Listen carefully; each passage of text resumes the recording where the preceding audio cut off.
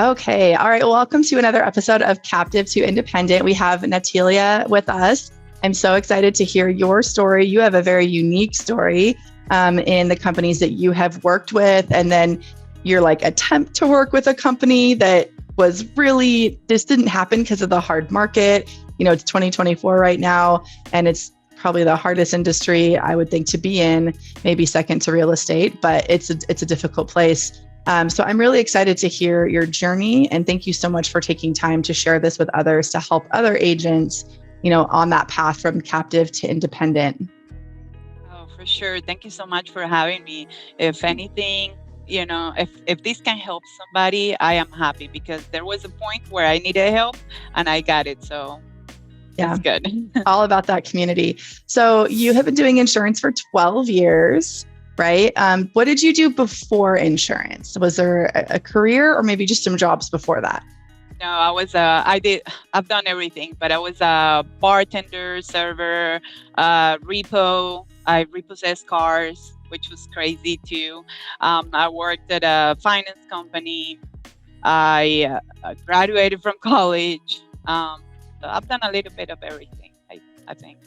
Interesting how so many people from the customer service industry end up in insurance. It's kind of just a natural shift. Yes. So how did you get into insurance? Were you recruited? Did you look for it? What happened there? So I was a single mother when I was in my my 23 years old, and I said I need to do something better for my son.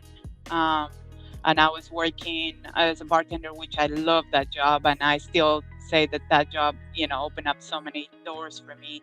But I wanted to be home for him on the weekends, or even, and not to be tired all the time. So I decided to get my life license. My sister was already in insurance, but at the time I didn't know that it was kind of like the same industry. I thought I was gonna do something different than what she was doing. So I got my license, and I started applying for jobs. I got an offer at a nationwide office to start as a front desk representative, or the receptionist. And it's funny because at the time my English was very broken. Um, and this was uh, that was an experience for me because it was very few Spanish-speaking customers, and I had trouble even writing down messages. So it was quite a journey on that. Did the that agent moment. you worked for, did they speak Spanish? Was that part of the, no, you were the one. So it was only two people that spoke Spanish at the moment. And they needed some assistance. They needed someone to help that agent that spoke Spanish, but I was kind of like answering all of the phone calls that came in, and taking payments and stuff like that. But uh, it was tough for me at that So your moment. first experience in the insurance industry was being way outside of your comfort zone, not even Yeah. quite sure of the language, really. No, like I didn't Wow. even know limits of liability or anything like that, more or less in English. Wow, that's crazy. I mean, at least that's a really good way to know if you're going to be good in insurance. If you can get out of your comfort zone on day one, you're probably going to do good. Right. I guess that's why I'm awesome. still here. Right? So you started in Nationwide and working in the office, and then I'm assuming obviously got your other licenses down the road. Yes, I mean, the job was only to be a receptionist. I really didn't need a license, but I already had my license. So he said, might as well go ahead and sell. And that's what I did. They were not big in life insurance. They didn't have too many sales at that moment. Um, so I started offering it, and I wrote, a few policies here and there, and the agent was super happy. So he paid for my license for PNC. So I got licensed on PNC, and I started doing, I was transferred to an office, and they were started looking for another receptionist. Um, and I worked there for about, I don't know, I don't remember from the top of my head, but maybe 2 years or so. Um, then my sister was in track to open up her State Farm agency, or they first started talking to her and say, hey, we might have this opportunity because the agent that she was working with was going to retire. So she started that process. She asked me if I was willing to come and work with her when she opened up her agency. And I said, well, yeah, I'm going to be working for somebody. I might as well make you money. So, but during that time, like, it took long time, and I couldn't understand why it took so long for her to be able to open up her agency. But I ended up deciding to become a stay-at-home mom. Um, my second child, and I just quit my job, and I said I kept my license active. And then, like 2 years after that, my sister was like, "Okay, I'm ready to open up my agency." 2 years. Wow, that's long. That's a long time. Yeah, yes, it is. But now I understand why. So, but once you know, once I went and I started training with the agent that was retiring, and I started taking over the book of business and getting familiarized with the customers. Then we opened up her agency, and I just think that it was just perfect timing. That's all Awesome. it is. Yeah, I think it is. So what was your role at State Farm in the agency? Were you customer service, sales, both? Everything. Okay. Everything. All the stuff. Everything, and honestly, it was such a huge pleasure to work with my sister. We didn't know if it was gonna work out because, we have strong personalities, both of us. But we complemented each other so well, and we respected each other. I think we got a high respect for each other, working together. So that she asked me all kinds of questions when it came to management or decisions, and she valued my opinion. But of course, ultimately, it was her decisions, and some things work out, some things didn't. But it was a really nice experience for me. Awesome. Okay. So how long were you at State Farm before you kind of decided to start looking at maybe being your own agent? Well, 3 years into it, when I first started with her, someone asked me, are you wanting to open up your own agency eventually? And I was like, no, this is not for me. And then 3 years into it, I started thinking, maybe I do want to open up my own agency. And then, but making that decision is hard, okay? Mm-hmm. Especially when you work with someone that is so close to you, because basically you have so much seniority that you kind of like do whatever you want to. You become the boss, kind of deal. But at the same time, I needed to start thinking about my family too, my children's future, and everything. So I decided to get into the program, the agent aspirant program. Maybe 3 years into it, I talked to her about it, but then she got an assignment for a book of business that was huge, and I realized that was not the time for me to leave, because I couldn't just leave her with that with that mess on top of her. So I stayed for like 2 more years. Then I told her, okay, I'm ready. I am ready to get into this program. I took all of my licenses, all the security licenses and everything. And while I was in that program, they said, well, we don't have any opportunities yet. You have to apply for an opportunity when they post an opportunity wherever you want to be at. So in the area that I wanted to be at, they didn't have anything for about a year or so. So they say, but we have these out of the state opportunities that you could apply for, and they will be great for you. I just didn't feel like being out of the state was my thing, or for me or for my family. So I waited a little longer until November last year. I said, okay, I'm not waiting anymore. If November nothing happens, 22? 22, yes. Yeah, because it's January 24th. So I was like, that's only 3 months. I so know, 22. November You're 22. Good. I said, okay, I'm not waiting anymore. And I told myself, of course, all of these I knew would break my sister's heart. And, I was like, okay, I told myself, if nothing happens by the end of November, I'm just going to look for different options. And at the moment, farmers started kind of like talking to me, hey, you can open it wherever you want to.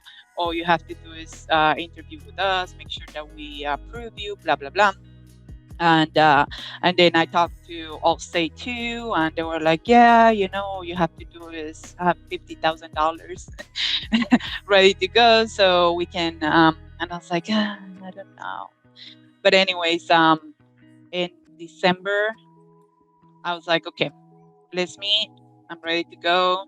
So I put in my notice with my sister, talked to her, and say, well, January 6th is gonna be my last day. And that's what it was. January 6th last year, I started with Farmers through the training and whatever 4 months is required to do all of the quoting and all of that stuff. Okay. So, and you're in Georgia, so State Farm, Georgia to Farmers. What was it about Farmers that like attracted you? So obviously the State Farm opportunity wasn't coming up, but when you looked at Allstate and Farmers, what kind of made you gravitate towards that one with Farmers Insurance? Can you guys tell that we're recording this call in the morning? We're still trying to get our coffee down. Still early. It was the claims process that Farmers sold. That's one thing. I was like, okay, yeah, I want to be there for my customers if they have a claim. But the hybrid opportunity that they offer, I thought that was fantastic. I was like, what do you mean my family can actually own my business? What do you mean I can actually pass it on to my children, which are ultimately the ones that I'm doing this for? And my husband and I had been talking about this opportunity, and we were like, okay, and he was not in insurance prior to this. But I was like, this is amazing. And if I cannot write it through Farmers, if it gets declined, then I can write it through Craft Lake, and I can go independent or semi-independent, right? But with that structure that kind of like we all are afraid to move away from, right? Mm-hmm. Yeah. So the support and stuff from the company. Support So I really like that. I love that idea. That was kind of like the selling point for me. Okay, so that hybrid contract makes sense. I mean, I think that's what attracts a lot of us to it. And that legacy clause is so nice, where you can pass it on to your children. That was kind of my initial plan with for my son, because my daughter really knows, she's known since she was like 5 what she wants to do, but my son not so much. So I always figured, this is like a good backup. If he doesn't really know what he wants to do, he can get into the agency or take it over. And agents make those long-term plans. They don't go into a business thinking short-term. But Farmers had kind of a different outcome for you. So it ended up being short-term, even though you were thinking long-term. So tell us a little bit about that, what happened there. And, a lot of this, of course, is timing and the hard market and in that particular state. But what did you experience after you signed the contract with Farmers in January? Well, I'm going to tell you that I had a feeling that this was not going to be it. But I think I was thinking, okay, I'm still too married to State Farm. Because I really did. It's one of those relationships that you don't want to let go because you really, really love them, but they don't love you that much. No, the State Farm loves me back, I think, but they just one-sided relationship. Right. But I was like, no. I forgot what we were talking about. So you signed your contract with Farmers in January, and then what kind of happened after that? So I signed my contract, and I was ready to sign my career contract, which is the second contract that you sign in. Do the kind of reserve first, probably in April, yeah. Mm-hmm. And I was set to sign it in April, but I had to have 2 full-time employees, and myself, of course, and the office and all of these. And I had the 2 employees, but they told me that my husband didn't count as an employee. So I had to hire another person. And at the time, I'm already thinking, okay, I don't have any money yet, just my investment, right? But they said, well, you need to hire another person. So, or you can contract with Service Assist, which is $850 a month, but they answer your calls and they collect your payments. And I was like, but I don't have any payments to collect because everybody's draft, and I don't have any customer service yet because I'm starting from scratch. And they said, well, those are the requirements. So I signed up with services desk, and my signing contract got pushed to May because of that whole scenario. So I ended up signing in May. But in May 31st, when my sales leader came to approve my agency, after he left a few minutes, like I still think that he was still in the parking lot. Someone called me to my cell phone. Someone that at the time I didn't know who it was, because I've never spoken to him and I never heard from him before. Um, but he called me and he said, "This is not a pleasure call. You are going to, I'm going to tell you that I'm going to advise you not to sign that contract that you just got in your email." And I was like, "Well, what do you mean?" And he said, "Well, if you sign that contract, you're not going to be very successful because with the things that are happening right now, farmers, it's not making it easy for new agents to be successful." And I was like, "But who are you?" And he said, "Well, I'm, this person and pretty high up farmers." And I was like, "Are you leaving the company or why are you calling me? This is, Mm-hmm. I never heard from you. And if you are who you said you are or who you're saying you are, then I think it's just very unprofessional the way you're calling me." This is something that I've been thinking for a long time. I already spent all of this money trying to do this, and now you're telling me not to sign the contract. And he said, "Well," and I was like, "Why are you calling me? Are you calling everybody else?" And he said, "No, I'm not calling everybody else, but I'm calling you because I consider myself a good person." And I said, "Well, that's not enough. That's not enough for me." But we left it that way, and then I call the people that I got in contact with, and I say, "Who is this person?" And they say, "Oh yeah, he is, pretty high up." And I was like, "Oh, well, I don't know what to do now." Um, So so you I already ended had up, an office, you'd signed a lease, you had furnished it, you had employees on payroll, service assists, like you were just, I mean, you were operating, you were selling policies, and you were just waiting to sign that final contract at and this if I point. sign, and I don't know, I mean, I'm not gonna get into details with the bonuses and stuff like that because a lot of you know them. But if I sign my contract, I was gonna get the the signing bonuses or Mm-hmm. whatever, plus whatever I sold before. It was just gonna be, I guess, times two. Um, I was gonna get paid for that. So um, at that point, I was like, okay, well, if I don't sign, I get nothing. Yeah. If I sign, I'm gonna have to stay here for 3 more months. But I don't have another plan. I don't even know how to go independent because I never considered that option before. Yeah. And then at this point, thinking about, because I was still considered a career agent with, Mm-hmm. or not a career agent, an aspirant agent with the State Farm, because when I called them to tell them that I was going a different venue or in a different direction, they say, "Well, we're gonna leave you here for another year in case you change your mind." So Mm. they still had me there. Yeah. They might have had a little bit of a idea that wasn't going to turn out how Yeah. you were hoping. Yeah, exactly. So, but at this point, I was thinking about, okay, do I go back to that option? Is there? Um, but I just don't feel it anymore in my heart. I feel like, and I'm a very intuitive person, so I go a lot with emotions, I guess. But I was like, I just don't think that going back is the right way. I feel like I came this way for a reason, and this is the way I need to continue. For some reason, this is just going this way, is what I said. I mean, God has never abandoned me.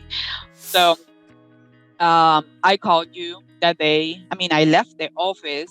The lady that worked with me at the time, they had no clue what was going on. I left the office and I went to my house and I couldn't even cry because my body didn't let me cry. I was just like, okay, what am I gonna do? Ah! Yeah. Oh my gosh. So that's the day I talked to you. I also talked to Jen, and you actually sent me over to talk to Jen, and I talked to both of you, and then I started talking to other people and reading on Facebook groups and stuff of what I needed to do. So that's when I signed the contract, but not that day. It took me a while to sign it because I read that whole contract and I was like, "What? This is crazy!" Like, It's not a great contract. and I'm Yeah. not like I'm yes, and I'm not in law or anything, but I was like, "This is absolutely crazy." I mean, I don't have anything at that point. I'm like, I don't have anything. This is the time to go. If I'm gonna go, this is the time to go, and I'm gonna leave all of those policies behind or whatever. But Mhm. I cannot believe that this is the contract and people sign their lives into this. But anyways, I ended up signing. Oh, I think we lost you a little bit. You froze. I'm going to pause this until we get you back. I signed the contract because I felt like I had no other option, or I had more to gain than to lose, really, at that point. So, but at that moment, my homework started, and I started meeting with aggregators, different aggregators, and weighing my options. But yeah, it was quite a process, and I did not want to sell any policies whatsoever anymore in farmers. And even like that, I think my sales weren't too bad, but I was putting zero effort into them. Just because So you signed the contract and then made the decision, like, I'm not staying, I got to go, but you need to sign that contract to get your bonus and get kind of recovered from the initial investment. A little bit, to get a little bit. Yeah. Yeah.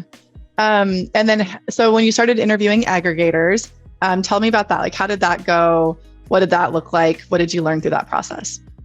I learned that, the world out there is completely different than what we have known in captivity. There is a reason why they call it captivity. It's wild. I met with a lot of aggregators. What did I learn? There is something for everyone, depending on what you're looking for. Mm-hmm. Okay. There were some really good aggregators that I think are fantastic for people that are needing a little bit more structure, kind of backup, or but like support and training, that kind of stuff. Yeah. But then you have to sacrifice, and most of those you have to sacrifice your book of business, or you have to sacrifice a big chunk of your commission, which is not huge at the beginning of when you're starting independent. Think about like very little money at the beginning. So you got to be prepared for that. So I sort of knew, looking and talking to everybody and reading all of the comments and stuff, that it was not gonna be what you always hear of. Oh, they pay 22% for commercial policies or 25% commission for commercial policies, and up to this point, I haven't seen a company that pays that much. But I kind of like knew that at the beginning was going to be tough, so I lowered all of my expenses as much as I could. I still had the office to pay for because I signed a contract for the office, and I was like, well, I don't want to let it go. Yeah. So yeah, it's a process. So as you were looking through those and you ended up picking an aggregator, what were some of the things that you saw in the contracts that kind of stood out that were different? Obviously the captive contract, like you alluded to earlier. What's crazy to me is that the farmer's captive contract is so basic. It's just like really short, like 1 or 2 pages. There's not much to it. But what I've seen on the independent side is the contracts are much larger, way more information in them and more detailed. What were some things that stood out to you when you were looking through those? Well, for the aggregators, there are some where you're like, okay, I'm agreeing that I'm not gonna be the owner of my contract for a long time. It's either that vesting period or you have to buy it out if you want to take it. So for me, that was a huge no. I'm like, no, if that's not negotiable, that's not what I want. I ended up deciding for, can I say the name? Yeah, go ahead. Of course. Yes. Yeah. I ended up deciding for Horizon because they give me 100% ownership in my book of business. And the fees were low and the initial payment was low. So it's sort of what I was looking for. I knew, or I thought the help behind me was not going to be a lot, just because I wasn't paying for it. But I've been pretty surprised. I think they have been very supportive. So quite more support than you thought. Yes, That's yes, good. because I wasn't sure of how it would be. You have to still do a lot of your homework, and I'm still learning every single day. I mean, there's no stopping. But if I have a question, they have been pretty to respond. Either tell me, hey, you need to contact this person, or contact them directly because we don't know, or hey, maybe this could be the option for that. So awesome. So went through those, picked one that you liked. The book ownership and the exit clauses, vesting periods, all of those are huge. The exit clauses, yes. Yeah, got to watch out for those for sure. Yes. And make sure. And like you mentioned earlier, some of those contracts can be really expensive, or and expensive could be in the buy-in, it could be in the commission splits or, reduced bonuses. But usually, like you mentioned, that will come with a lot of robust support because supporting agents is expensive. So if you think of it in that way, you're paying for that support, but also be thinking long-term, because I know agents who wanted all the support up front. Now they're 5 or 10 years in and they're like, holy crap, the fees I'm paying because of the size of the agency, and they don't have that support. So it is something to remember that it stays with you. And for some people that's really important, and others it's not. And for me also, another thing that caught my attention is, yes, thinking about that future. Okay, I mean, I know that I'm gonna be. Mine has always been a slow growing thing. I have never been huge at growing fast. But I always think about the future, and one thing that I was thinking is, okay, in the future when we get this huge, we're gonna still pay this much commission. With the one thing I really liked about Horizon is that they cap it. Like if you have a cap, if you get big enough and you're constantly making that much money, then you can say, okay, I want you to stop at this is the cap, and then nice, they'll eventually do it. Yeah, if you continue with them. But yeah, that's my idea. They have been good. Yeah. Okay.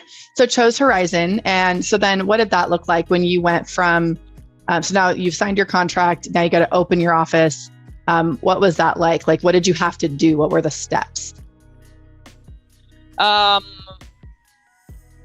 going to tell you, I'm going to tell you from this point, I sent my resignation letter to my district manager, and he said, well, have to stay with us for 3 more months because you signed that contract. They're going to make you stay for that long. And I was like, well, I just want to get it over with. Is it possible for me to leave? I don't have a big book. I don't have a lot of customer service to do because I'm not writing any policies. So can I leave early? And he said, no, unfortunately, there is no way. And then the 3 months are gonna start counting in July. So because of when I sent my resignation letter, I guess. So I had to stay until November 1st. And then November 1st is actually when I was able to open up as an independent agent. I was lucky enough not to put more money into my farmers agency because I was getting ready to sign my life away with a with a sign that they wanted. Oh my So gosh. Yeah. I was supposed to pay, I don't know, it's $7,000 or something for my sign, and um, I was able to stop that. That's good. So yeah, I mean, from day one, November 1st, I started. I got my Easy Links, my Access. I started selling, and it's still a process. I did request appointments right before October 1st or October 31st. And the month of October, I started sending all of the requests for the appointment to be appointed effective October 1st. So by November 1st, I already had a lot of access, and I Okay. was able to do some training during that time and review companies' guidelines, and that's what I did. Dummy quotes, stuff like that. So it sounds like Horizon provided you the AMS. They used Easy Links. Is that what they gave you? Yeah. Yeah. And then, with them. so do they provide you all your software, like your Rater and your AMS and all of those things, or was there anything you had to choose or pick on your own? I'm not familiar with Horizon, so. I believe that I could pick. I'm not 100% sure, but I believe I could pick if I wanted to do Easy Links. Okay. Or maybe that was one thing that was not an option because of how the brokerage works or something. I don't remember, but for me it was like, okay, that's what was included in my package, and that's what I'm gonna go with. Gotcha. So they gave me access to the Easy Links. It's my own access. I got my own texting number, all of that stuff, and that's what I've been working with for right now. But yeah, I mean, definitely the idea is to do a little bit better there. So what other things, like, so when you went from farmers to independent, did you have to change your business structure? Did you have to do a business plan for Horizon? What kind of, did they have any, you had to go through those steps, right? Those requirements? So for Horizon, I had an interview. I didn't have to show a business plan for them, but I already had one, so all I had to do was modify it. Because for the appointments for the carriers, some carriers want to see that, so it's good to have one handy. So I have that. All I did was modify it, but because I had to go through the whole process with the State Farm, I had created my business plan a long time ago because they do want you to have like a formal, huge business plan. So I had that. I had that created. The business structure, I created my LLC from the beginning because I wanted everything to be under my LLC for farmers, but farmers didn't accept it. They said that I had to have all of these and that and that and that and that. So I ended up just doing it under my name. And then once I started the independent area side, I went with my LLC for everything. Okay. So that's all under the LLC. Gotcha. So then when you pulled that trigger and switched, because there's usually like a non-compete or non-solicit in your farmer's contract and captive contracts. You have to be careful of that, of course. But I'm assuming you kept the same location, right? You already had signed an office lease. Did you keep that location for the independent? Yeah. I kept the location, and I kept everything, just nothing farmers related. And luckily you didn't have to worry about that big sign. That's good. So with Horizon, are you branded as your own agency, or are you branded as a Horizon agency? So with some carriers, did you have to buy a Horizon sign? No. with some carriers, I'm under Horizon because yes, the market is hard, and I really quickly, once I jumped into the independent side, I realized that it's not as easy as everybody thinks. you do have to meet the requirements or the production for you to be able to be independent, and that is if they are willing to accept you. Because when I jumped in was already too late. So I have some direct appointments, mostly commercial, but personal. I think everything is shared. Everything is under Horizon. Okay, gotcha. And so do you brand as your own agency, or do you brand as Horizon? When you say you brand, when I market? Yeah, like the name of the agency. What's on your it's me. building? Okay. It's me. So they don't require you to brand Horizon. You get to pick your own business name. Yeah. Gotcha. Okay, cool. Yeah. And then you said you've received more support from them than you thought, which is great. You've enjoyed that. Did you start with, like, I know carrier appointments are hard, but did you try to get a whole bunch of carriers in the beginning or just a few? How did that work? So the idea initially was probably to pick a few carriers and learn them and then go and add as I went to. But because the market was getting crazy, it was like, we don't know if they're gonna eventually offer. So let's just go ahead and try to get as many as you can for now. Okay. So I did get access to a lot. Yeah, I think that was good. I'm still learning, I guess, every single system, and there are some carriers that I'm not using as much because I already saw some of my favorite carriers and easy to work with. So yeah.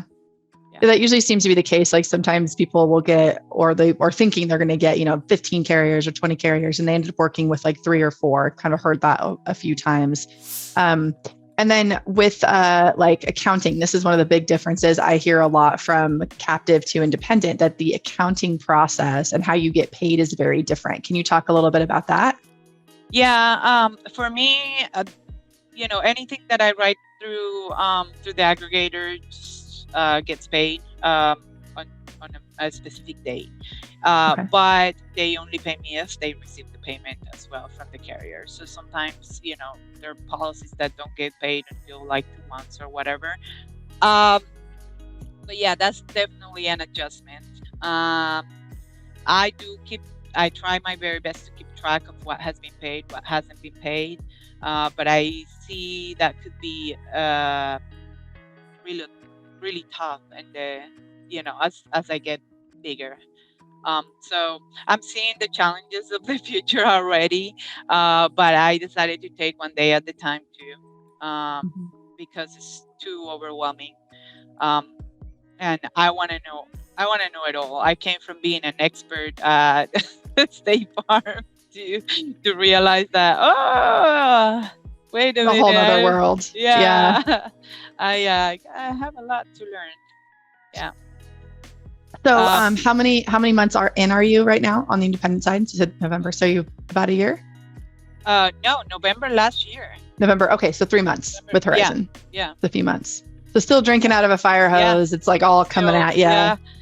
We'll have to do another follow-up to this interview, like maybe like in a year or two, and be like, okay, so now how do you feel? Do a check-in. Right. But I gotta tell you, from the beginning of the process until now, it has been a huge change for me, at least. I feel like in the last year I learned so much. I used to be nervous about everything, and now when I look back, I'm like, oh, that was a piece of cake. That was nothing compared to these. But also another thing that was hard for me at the beginning as an independent was all of these things that you hear in the captive world, where other companies don't pay, other companies cancel, other companies don't, all of those fears for you or for me as someone that cares so much about the people I'm writing. It was tough. It was tough for me. I'm like, I don't know. I want to refer everyone to State Farm. You mean and then, pay like on claims? Is that what you meant? Claims, not commissions, right? Yeah. Yeah, on claims and stuff like that. So that was hard for me. I was like, am I ever gonna get over these thinking that the companies are not gonna pay, or the companies are not as good as what I was used to. And really quickly I learned that yes, I mean, the companies are good. The companies, you just have to learn how to write what they want, with the way they want it to be done, and forget what you learned in the past, because that stuff is completely different A little bit of here. corporate jungle juice going on there, right? Trying to Yeah. get you to drink the Kool-Aid and things like that. Right, and I drank it all, so getting rid of all of that. You were full of Kool-Aid. Yeah, getting rid of all of that red was tough, but I That's feel funny. like every day is easier. Yeah. Yeah, and I think the misconception, or at least like when I've heard that same thing, right? Like the power of State Farm or Farmers or Allstate, whatever Kool-Aid they're feeding you on the commitment to the customer and the claim. At the end of the day, all of them are legally required to pay as the insurance policy is written. And if you write, there's bad independents, there's bad captive agents. You write a bad policy, yeah, that's where you're going to have issues of not paying. But at the end of the day, it's so heavily regulated that a company can't just decide not to pay. Maybe their claims process isn't quite as smooth. That could be the fact, but they have to pay. So it boils down to being a good agent and writing a good policy so that it will pay correctly. Yep. Exactly. So there is definitely that. I mean, I sold my insurance agency just this month officially. I'm not an agent anymore, and like my policies are still with that company. And that was one of the discussions. Like my husband and I even had. It was like, oh, do I want to change? Like, I don't know. They've got such good claim service. So it is like definitely, kind of programmed into you. It's also part of the marketing from the companies. I mean, I always compare this to USAA, right? USAA. Not to rag on them, they're a good company, but man, do they have an amazing marketing department. That like messaging of loyalty and commitment and exclusivity, people just have this view of them that nothing else compares. And it's not really relatable. It's not really a fact, right? I mean, there's lots of companies that compare in service and claims and all those. But that marketing, man, people are brainwashed from that stuff. Exactly. I mean, in State Farm, there's a lot of that. So that branding is so important, and that commitment. And I love what you said about, you like to grow slower, and you're so concerned about the people you write policies for, because that's what a good agent that's what's going to make you successful long term, when you care about the people that you work with, like, that you work for as an agent. People who come into the industry because they're trying to make a quick buck. I don't stay around long. No, this is not a immediate successful business. It takes time. It takes time, patience, and I don't know, resilience, I guess. So if you were talking to you, 3 months ago, right before you get ready to, sign your contract, and you're thinking about this, anything you wish you would have known 3 months ago that would have, besides maybe just kind of the minutia, but like anything you wish you would have known 3 months ago that you know now that could have helped you? Such a short. I think this is a question that you need to ask me when we do that in a year. revisit. Okay, still learning. That's totally fair. Yeah, I feel like I have been I was in a very heavy storm, and then on November 1st, I kind of like came out. I wasn't writing any business. I wasn't, I was quoting. Yeah, I quoted every single person that came through, but the prices were absolutely crazy. I was like, this is absolutely crazy.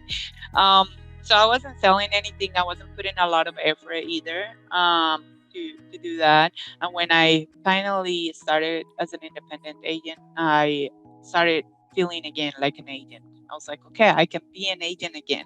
This is awesome. I can write policies again. Yes. So, and I like commercial, so I do a lot of commercial policies. And being able to just go straight to the carrier that I knew to write them, instead of waiting 2 or 3 days for a denial, so I could finally go on to that was a relief for me. I don't have a lot of personal lines carriers. So if you tell me which you wish you knew 3 months ago that you know now. Um, I don't know. I had no clue that personal lines is gonna be so difficult, right? Um, that's one thing. What do I know now? I still don't know nothing. You're so funny. So, I love the honesty though. That's the whole point, right? Like honest, what's going on? How is it so far?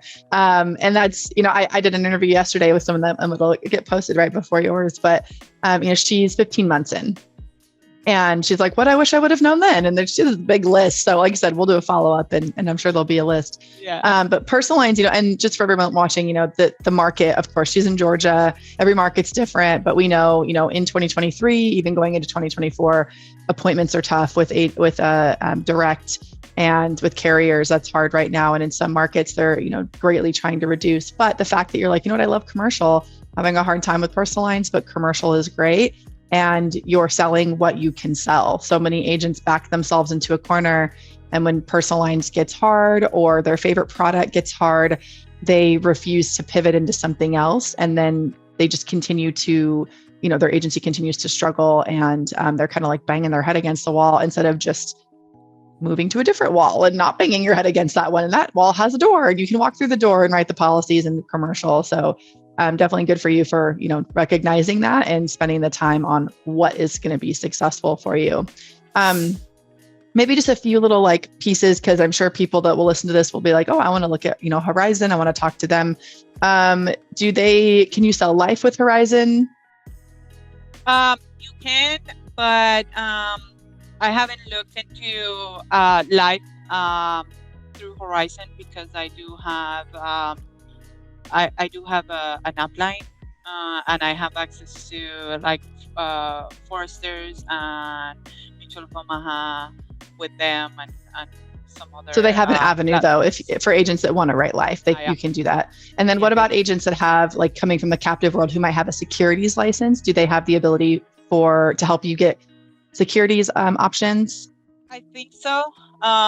Because I actually got something yesterday about training for the securities portion of it, but I decided to park my securities license for now, just because I'm going through so much. I'm already overwhelmed, so I decided to park that, and I haven't even really looked into it. But so they can help you do personal, commercial, life, and FFS or financial services if you wanted to.